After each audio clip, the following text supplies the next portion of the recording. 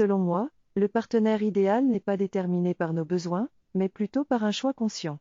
Si on pense que l'autre est là pour combler un manque, cela peut causer des attentes et de la dépendance affective.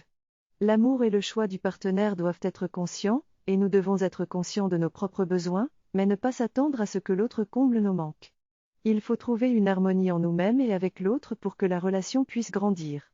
Les comparaisons avec les anciens partenaires sont inutiles et nous empêchent de comprendre la personne avec qui nous sommes.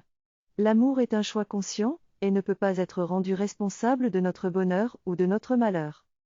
Ce que je dois comprendre, c'est que si je m'attends à ce que l'autre comble tous mes besoins, cela peut fausser la relation. Je dois être conscient que l'autre peut être dans une phase où il ne peut pas me donner ce dont j'ai besoin. Si je ne comprends pas cela, je serai égoïste.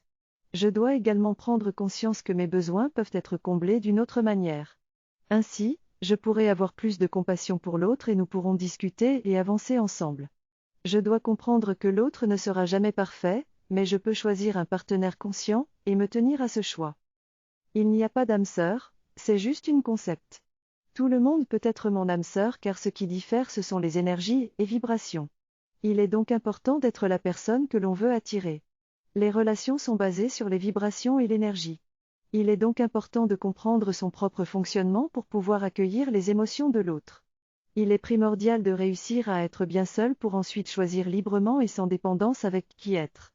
Je dois me centrer sur mon propre bonheur et mes centres d'intérêt pour être comblé. Les attentes envers les autres ne mènent qu'à des tracas. Lorsque j'ai compris que nous sommes interdépendants et non dépendants l'un de l'autre, j'ai compris que mon partenaire et moi sommes deux individus qui ont choisi de faire un bout de chemin ensemble. Cela signifie que nous avons besoin l'un de l'autre pour être plus forts et plus puissants, mais cela ne signifie pas que nous sommes dépendants l'un de l'autre. Si mon partenaire est au plus bas, j'ai la force de dire je suis là, t'inquiète pas, mais cela ne veut pas dire que je ne peux pas exister sans lui.